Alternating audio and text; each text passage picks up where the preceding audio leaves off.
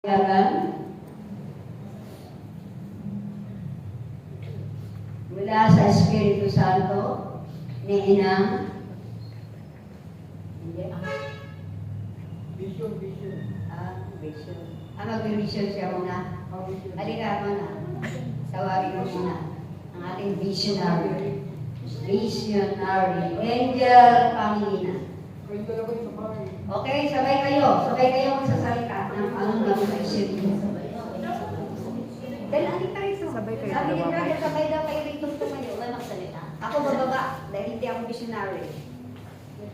Okay. Ay, mahal po namin. Ilang pinapanunguhan. Bakit niya may tanong? Wala kami rito ng COVID. Ay, mahal po namin ilang balili.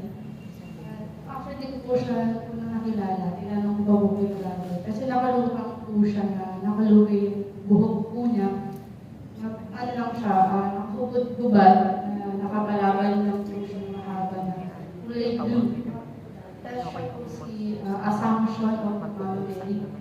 Pag-akyat po niya sa langit sa pagdiriwang sa August 15. August 15 nga lang po kapistahan. Kaya nandito siya. Tapos nag-iimbita po siya sa darating niya kapistahan. August 15, ano yun eh? Assumption.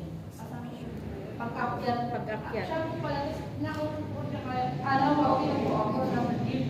Narinig ko yung kanta niya. Sabi ko sana nandito pa sila. Nandito pa nga ako, nakupas dito. Ay, may nag-practice lang po. Tapos, wala akong matanong kasi kung pwede kaya pumasok. Kasi, demolition na lang po. Tapos, nung pipitigan ko pa po siya, hindi lumalapit. Siya lang mismo lumapit sa akin, sabi na. Ano daw po pala siya, pinaakyat siya kasi kaya siya pinapasa si Papa Jesus is essential. Siya po yung guide kami ng papakyat. Kaya sabi ko, ako po. Yan po kasi pagbabaluan. Kasi ngayon ko lang po siya nakita. As in, mahaba yung buhok niya na kulay ilaw. Tapos nakalimutan po siya na nakagawin yung kamay niya. Tapos yung mahabang blue na balabal. Libot lang dito. Tapos hanggang dito. Amen. Susunod wala susunod. Ang aking naramdaman at nakita kay Mama Nene habang kami ay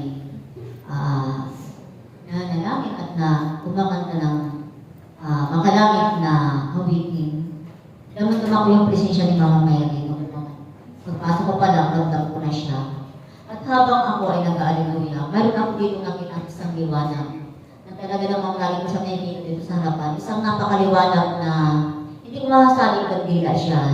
Pero napakaliwanag siya dito. At si Mama Mary ay nandiyan sa harap na ang kanyang masuotan ay isang mahabang lumang damit. Tapos nakabilo siya. Wala siyang corona na nakaharap dito. Yan lang po. Praise the Lord. Sana ako rin makakita.